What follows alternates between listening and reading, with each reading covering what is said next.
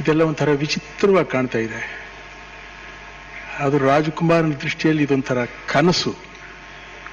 ರಾಜಕುಮಾರ್ ಕನಸಾಗಿರಬಹುದು, ಆದರೆ ನಮ್ಮ ತೀರ್ಥರೂಪರು ಅವ್ರ ಬಾಯಲ್ಲಿ ಬಂದಿದ್ದು ಅದು ನನಸು.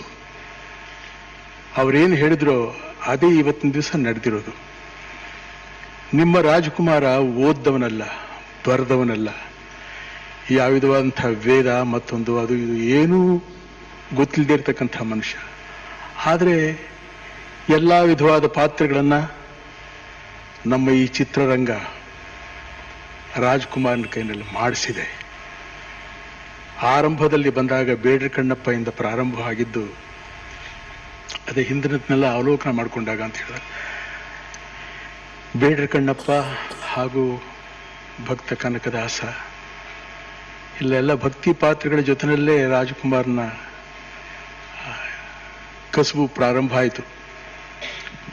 ಅದು ಕಾರಣರಾದಂಥವ್ರುಗಳನ್ನೆಲ್ಲ ಇವತ್ತು ನೆನೆಸ್ಕೊಳ್ಳೋದಕ್ಕೆ ಹೋದರೆ ಅವರೆಲ್ಲ ಮಾರ್ಗದರ್ಶನ ಮಾಡಿದ್ದಾರೆ ಅಂತ ಹೇಳ್ಕೊಳ್ಳೋದಕ್ಕೆ ನನಗೆ ಬಹಳ ಹೆಮ್ಮೆ ಆಗುತ್ತೆ. ಯಾಕಂದರೆ ನನ್ನದೇ ಒಂದು ಮಾರ್ಗ ಅಂತ ಇರಲಿಲ್ಲ, ಅದನ್ನು ತೋರಿಸೋರು ಈ ಚಿತ್ರರಂಗಕ್ಕೆ ಸಂಬಂಧಪಟ್ಟಂತಹ ಅನೇಕ ವ್ಯಕ್ತಿಗಳು, ಅನೇಕ ಮಹನೀಯರುಗಳು, ಅನೇಕ ವಿದ್ಯಾವಂತರುಗಳು ಹಾಗೂ ನಮ್ಮ ಪಾಟೀಲ್ ಪುಟ್ಟಪ್ಪನವರು ಬಂದು ಕೂತ್ಕೊಂಡಿದ್ದಾರೆ. ಇವತ್ತು ನನ್ನ ಕಣ್ಣು ಮೊದಲು ಬಂದ ತಕ್ಷಣ ಕಂಡವರವರು ಈ ಗೋಕಾಕ್ ಚಳವಳಿ ಸಂದರ್ಭದಲ್ಲಿ ಆಗ ನಮ್ಮನ್ನು ಇಲ್ಲಿ ಕರೆಸಿದ್ರು, ಬೆಂಗಳೂರು ಕರೆಸಿದ್ರು. ಬಂದು ನಾನು ಏನೋ ಒಂದು ಎರಡು ನನಗೆ ತೋರಿದ್ದು ನಾನು ಹೇಳಿದೆ. ಆವಾಗ ನೀವು ಹೀಗೆ ಕೂತ್ಕೊಂಡ್ರೆ ಪ್ರಯೋಜನ ಇಲ್ಲ, ಹೊರಗಡೆ ಬರಬೇಕು, ಕನ್ನಡಿಗರು ಎಲ್ರಿಗೂ ನಿಮ್ಮ ಮುಖಾನ ತೋರಿಸಬೇಕು, ನಿಮ್ಮ ಬಾಯಿನಿಂದ ಕೆಲವಾರು ಶಬ್ದಗಳೆಲ್ಲ ಬಂದರೆ ಸ್ವಲ್ಪ ಕನ್ನಡ ಜಾಗೃತವಾಗುತ್ತೆ, ಹಾಗೆ ಹೀಗೆ ಅಂತೇಳಿ. ನಾನು ಅಭ್ಯಾಸ ಇಲ್ದಿದ್ದವನು, ಓದಿದ್ದವನು, ಮಾತಾಡದೇ ಇರತಕ್ಕಂಥವನು. ಸರಿ, ನಾನೇ ಬರೋಕ್ಕಾಗೋದಿಲ್ಲ ರೀ, ಬಂದ ಜಾಗದಲ್ಲೆಲ್ಲ ಜನ ಸೇರ್ತಾರೆ, ಏನು ಮಾಡೋದು ಆ ಜಾಗದಲ್ಲಿ? ಅದಕ್ಕೆ ಯಾರಾದರೂ ಮಹನೀಯರು ಅದಕ್ಕೆ ದಾರಿ ತೋರಿಸಿದ್ರೆ ನಾ ಬರೋದಕ್ಕೆ ಸಿದ್ಧವಾಗಿದ್ದೀನಿ. ಆಗ ಪಾಟೀಲ್ ಪುಟ್ಟಪ್ಪನವ್ರಿಗೆ ಕರೆ ಕೊಟ್ಟರು, ಬನ್ನಿ ನಮ್ಮ ಕಡೆಗೆ, ನಮ್ಮ ಜೊತೆಲೆ ಬನ್ನಿ ನೀವು ಅಂತಂತ ಹೇಳ್ಬಿಟ್ಟು. ಆವಾಗ ಉತ್ತರ ಕರ್ನಾಟಕ ಆದ್ಯಂತ ಪ್ರವಾಸ ಮಾಡಿ ಒಂದು ಗಾದೆ ಹೇಳ್ತಾರೆ, ಮಹಾರಾಯನ ದಂಡು ಬರಲಾಗಿ ನನ್ನ ಗೂನುವೆ ನೆಟ್ಟಗಾಯಿತು ಅಂತಂತ ಹೇಳ್ಬಿಟ್ಟು. ಹಾಗೆ ನಮಗೆ ಅಲ್ಲಿ ಹೋಗಿದ್ದು ರೋಗಿ ಬಯಸಿದ್ದು ಹಾಲು ಅನ್ನ, ವೈದ್ಯ ಹೇಳಿದ್ದು ಹಾಲು ಅನ್ನಂತ ದೊಡ್ಡವರು ಹೇಳ್ತಾರೆ. ಹಾಗೆ ಆ ಕಡೆ ಬಂದಾಗ ಆ ಜನಸಮೂಹ, ಆ ಜನಸಾಗರ, ಆ ಅಭಿಮಾನ, ಅದನ್ನು ಹೊಗಳೋದಕ್ಕೆ ಶಬ್ದಗಳೇ ಸಾಲದು. ಯಾವ ಕಡೆ ಹೋದರೂ ಬರೀ ಜನಜಂಗುಳಿ, ಯಾವ ಕಡೆ ಹೋದರೂ ಬರೀ ಜನಜಂಗುಳಿ. ಏನು ಅವರ ರಾಜ್ಕುಮಾರ್ನವರ ಹಾಡಿ ಹರಸಿ ಆವತ್ತೇ ನನಗೆ ಹೃದಯದಲ್ಲಿ ಈ ಕನ್ನಡ ಅಂತ ಅನ್ನೋದಕ್ಕಿಂತ ಮೊದಲು ನಾನು ಹುಟ್ಟಿದ್ದೇ ಕನ್ನಡದವನು, ನಾನು ಹುಟ್ಟಿರೋದೇ ಕನ್ನಡದಲ್ಲಿ. ಇವತ್ತು ಈ ವರ್ಷದ ಕನ್ನಡಿಗ ಅಂತ ಹೇಳಿ ನಾ ಹುಟ್ಟಿನೇ 75 ವರ್ಷ ಆಗೋಯ್ತು. ಆವಾಗಲೇ ಕನ್ನಡದವನಾಗಿ ಹುಟ್ಟುಬಿಟ್ಟೆ ನಾನು. ಅದರಿಂದ ಆದರೂ ಎಲ್ಲ ಮಹನೀಯರುಗಳು ಸೇರಿ ಇದೊಂದು ಪ್ರಶಸ್ತಿನ ನಾನು ಕೊಟ್ಟು ಗೌರವಿಸಿದ್ದಾರೆ. ಇದನ್ನು ನನ್ನ ಜನ್ಮ ಇರೋವರೆಗೂ ನಾನು ಮರೆಯುವುದಿಲ್ಲ. ಯಾತಕ್ಕೆಂದರೆ ಅನೇಕ ಪಾತ್ರಗಳನ್ನು ನಾನು ಮಾಡಿದ್ದೀನಿ ಅಂತ ಹೇಳೋದಕ್ಕಿಂತಲೂ ನನ್ನ ಕೈನಲ್ಲಿ ಮಾಡಿಸಿದ್ದಾರೆ, ಅದೇ ಬಹಳ ಶ್ರೇಷ್ಠ. ಭಕ್ತಿ ಪಾತ್ರಗಳು ದಾಡಿ ಗಿಡಿ ಮೀಸೆ ಅಂಟಿಸ್ಕೊಂಡು ದೇವರೇ ಶಿವನೇ ನಾರಾಯಣ ರಾಘವೇಂದ್ರ ಅಂತ ಹೇಳ್ಕೊಂಡು ಪಾತ್ರ ಮಾಡ್ತಾ ಇದ್ದಂಥವನಿಗೆ ಜೇಮ್ಸ್ ಬಾಂಡ್ವರೆಗೂ ಕರ್ಕೊಂಡು ಹೋಗ್ಬಿಟ್ರು. ಯಾರೂ ನನ್ನನ್ನು ಯಾವ ಥರ ಪಾತ್ರ ನಿನಗೆ ಇಷ್ಟ ಆಗುತ್ತೆ ಅಂತ ಒಬ್ಬರು ಕೇಳಲಿಲ್ಲ. ಅವರವರೇ ಇದು ಹಾಕ್ರಿ, ಅದನ್ನು ಚೆನ್ನಾಗಿರುತ್ತೆ, ಒಪ್ಪುತ್ತವನಿಗೆ ಹಾಗೆ ಅಂತ ಎಲ್ಲ ಸೇರ್ಕೊಂಡು ಅವರವರೇ ಮಾಡಿಸ್ಬಿಟ್ರು. ಅವರೇ ನೋಡಿ ಆನಂದ ಪಟ್ಟರು ಹೊರತು ಅದಕ್ಕೆ ಆನಂದನ ತಮಗೆ ಸಮರ್ಪಣೆ ಮಾಡಿಬಿಟ್ಟು ಒಂದು ಯಾವುದಾದ್ರು ಒಂದು ಕ್ಷೇತ್ರಕ್ಕೆ ಹೋದರೂ ಕೂಡ ಅಲ್ಲಿ ದೇವ್ರ ದರ್ಶನಕ್ಕೆ ಹೋದಾಗ ಅದು ದೇವ್ರು ಇಲ್ಲೇ ಬಂದ್ಬಿಟ್ಟಿದೆ ಅಂತಂತ ಹೇಳುವಂಥ ಸಂದರ್ಭದಲ್ಲಿ ಆವಾಗಲೇ ನಾನು ಇದನ್ನು ಯಾವುದೇ ವೇದಿಕೆಯಲ್ಲಿ ಹೋದ್ರೂ ನನ್ನ ಅಭಿಮಾನಿ ದೇವರುಗಳೇ ಅನ್ನೋದಕ್ಕೆ ಕಾರಣ ಅದೇ ಆಯ್ತು ಹೊರತು ಸುಮ್ಮನೆ ಏನೋ ಮುಖಸ್ತುತಿಗೆ ಹೇಳುವಂಥ ಮಾತಲ್ಲ. ಹೃದಯಪೂರ್ವಕವಾಗಿ ನನ್ನ ಹೃದಯ ತುಂಬ ತಾವೆಲ್ಲ ತುಂಬಿಕೊಂಡ್ಬಿಟ್ಟಿದ್ದೀರಿ. ಅದನ್ನಿಷ್ಟೇ ಅಂತ ಹೇಳೋದಕ್ಕೆ ನನಗೆ ಶಬ್ದಗಳೇ ಸಾಕಾಗ್ತಾ ಇಲ್ಲ. ಏನು ಗೊತ್ತಿಲ್ಲದೆ ಇರ್ತಕ್ಕಂಥ ಮನುಷ್ಯ ಈ ಒಂದು ಮಟ್ಟಕ್ಕೆ ಬರಬೇಕಾದ್ರೆ ಎಷ್ಟರ ಮಟ್ಟಿಗೆ ನೀವು ನಮ್ಮನ್ನು ಸಾಕಿದ್ದೀರಿ, ಎಷ್ಟರ ಮಟ್ಟಿಗೆ ನಾವು ನಿಮ್ಮನ್ನು ಬೆಳೆಸಿದ್ದೀರಿ, ನೀವು ನಮ್ಮನ್ನು ಬೆಳೆಸಿದ್ದೀರಿ. ಇದರಲ್ಲಿ ನನ್ನ ಸೇವೆ ಬಹಳ ಅಲ್ಪ, ಸಾಧನೆ ಬಹಳ ಅಲ್ಪ, ಸಾಧಿಸಬೇಕಾಗಿರೋದು ಸಾಗರದಷ್ಟು ಅಂತ ಹೇಳ್ತಾರೆ ನೋಡಿ. ಹಾಗೆ ಹಣ ಇದನ್ನೆಲ್ಲ ಅವಲೋಕಿಸ್ತಾ ಬಂದಾಗ ಒಂದು ತೃಪ್ತಿ ಅನ್ನುವಂಥದ್ದು ಇವತ್ತವರೆಗೂ ನೀವು ರಾಜ್ಕುಮಾರ್ಗೆ ಸಿಕ್ಕಿಲ್ಲ. ಹಗಲು ರಾತ್ರಿ ಅದನ್ನೇ ಯೋಚನೆ ಮಾಡ್ತಾ ಇದ್ದಾನೆ.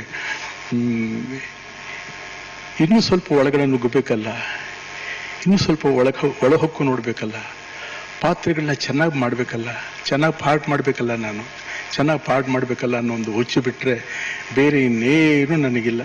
ಅಷ್ಟರಲ್ಲಿ ಮನುಷ್ಯನಿಗೆ ಬರತಕ್ಕಂಥ ಕೆಲವಾರ ತಾಪತ್ರಯಗಳು ದೈಹಿಕವಾಗಿ ಮಾನಸಿಕವಾಗಿ ಇದೆಲ್ಲ ಬಂದು ಈ ಮಂಡಿ ನೋವಂತೆ ಅದಂತೆ ಇದಂತೆ ಇದೆಲ್ಲ ಯಾತ್ರಿಂದ ಬಂತು. ನೀವೆಲ್ಲ ಪಾಪ ಭಾಳ ಕಷ್ಟಪಟ್ಬಿಟ್ಟಿದ್ರಿ, ಬೇಕಾದಷ್ಟು ಫೈಟು ಗೀಟು ಅದು ಇದೆಲ್ಲ ಮಾಡಿಬಿಟ್ಟು ಇದೆಲ್ಲ ಮಾಡ್ತಾರೆ, ಹಳೆ ನೋವುಗಳಿರಬಹುದು ಅಂಥೇಳಿ ಇದ್ರೂ ಇರಬಹುದೇನೋ, ಅದು ನಾನು ಇಲ್ಲ ಅಂತ ಹೇಳಲ್ಲ.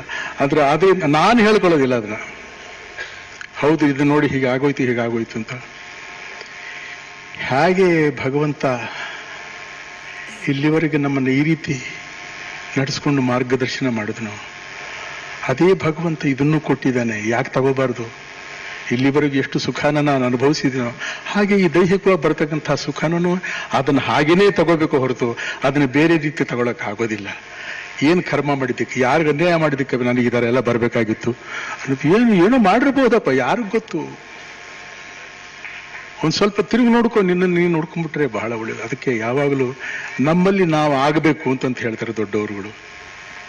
ನನ್ನಲ್ಲಿ ನಾನಾದಾಗ ನನ್ನ ತಪ್ಪು ನೆಪ್ಪುಗಳು ಹಾಗೂ ಒಳ್ಳೆತನದ ಗುರುತುಗಳು ನಮಗೆ ಸಿಕ್ಕಿದಾಗ ನಾವು ಯಾವ ರೀತಿ ನಡ್ಕೊಂಡು ಹೋಗ್ಬಹುದು. ಆದ್ದರಿಂದ ನನಗಿಷ್ಟು ದೈಹಿಕವಾಗಿ ಇಷ್ಟು ತೊಂದರೆಗಳಿದ್ರು ಕೂಡ ಅದನ್ನು ನಾನು ಮನಸ್ಸು ತಗೋತಾ ಇಲ್ಲ, ಬರ್ತಾ ಇಲ್ಲ. ಇಲ್ಲಿವರೆಗೆ ಹೇಗೆ ಆನಂದವಾಗಿ ಇದನ್ನೆಲ್ಲ ನೀವು ಕೊಟ್ಟಂತಹ ಪ್ರೋತ್ಸಾಹ, ಈ ಕೀರ್ತಿ ಇವುಗಳನ್ನೆಲ್ಲ ಅನುಭವಿಸ್ತಾ ಬಂದಿದ್ದೀನೋ ಹಾಗೆ ಇಲ್ಲಿರ್ತಕ್ಕಂಥ ವ್ಯಾಧಿ ಆ ನೋವನ್ನು ಕೂಡ ಹಾಗೆ ಅನುಭವಿಸೋದಕ್ಕೆ ನನಗೆ ಬಹಳ ಆನಂದ ಆಗುತ್ತೆ. ಯಾಕಂದ್ರೆ ಅದನ್ನೆಲ್ಲ ಕಲಿಸ್ಕೊಟ್ಟವ್ರು ನೀವೇ, ನಾನೆಲ್ಲ ಓದ್ದವನೆಲ್ಲ ಬರೆದವನೆಲ್ಲ ಅಂತ ಆಗಲೇ ಹೇಳ್ಕೊಟ್ಟಿದ್ದೀನಿ. ಹಾಗೆ ಇವತ್ತು ವರ್ಷದ ಕನ್ನಡಿಗ ಇದನ್ನ ಹೈದರಾಬಾದ್ನಿಂದ ನಮ್ಮ ರಾಮೋಜಿರಾಯರು ಇಲ್ಲಿವರೆಗೆ ಬಂದು ಈ ಒಂದು ಪಾರಿತೋಷಿಕವನ್ನು ನನಗೆ ಕೊಟ್ಟು, ಅವರು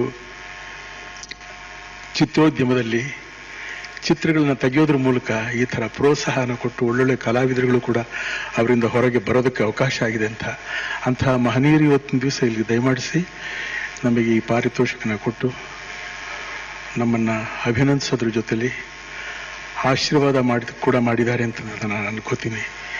ಎಲ್ಲ ಮಹನೀಯರುಗಳು ಇವತ್ತಿಲ್ಲಿ ಬಂದಿದ್ದೀರಿ, ತಾವೆಲ್ಲ ಇದನ್ನೆಲ್ಲ ಅವಲೋಕಿಸಿದಿರಿ. ನಾನು ಸುಮಾರು 200 ಚಿತ್ರಗಳವರೆಗೂ ಅಭಿನಯ ಮಾಡಿದ್ದೀನಿ. ಯಾವ ಚಿತ್ರ ನನಗೆ ಮೆಚ್ಚುಗೆಯಾಗಿದೆ, ಯಾವ ಚಿತ್ರದಲ್ಲಿ ನಾನು ಚೆನ್ನಾಗಿ ಅಭಿನಯಿಸಿದ್ದೀನಿ ಅನ್ನೋಂಥದ್ದು ಮಾತ್ರ ನನಗೆ ಇನ್ನೂ ಸಿಕ್ಕಿಲ್ಲ. ಸಿಕ್ಕಿಲ್ಲ ಅಂತ ಹೇಳಿದ್ರೆ ತಪ್ಪಾಗುತ್ತೆ. ಒಂದೇ ಒಂದು ಚಿತ್ರ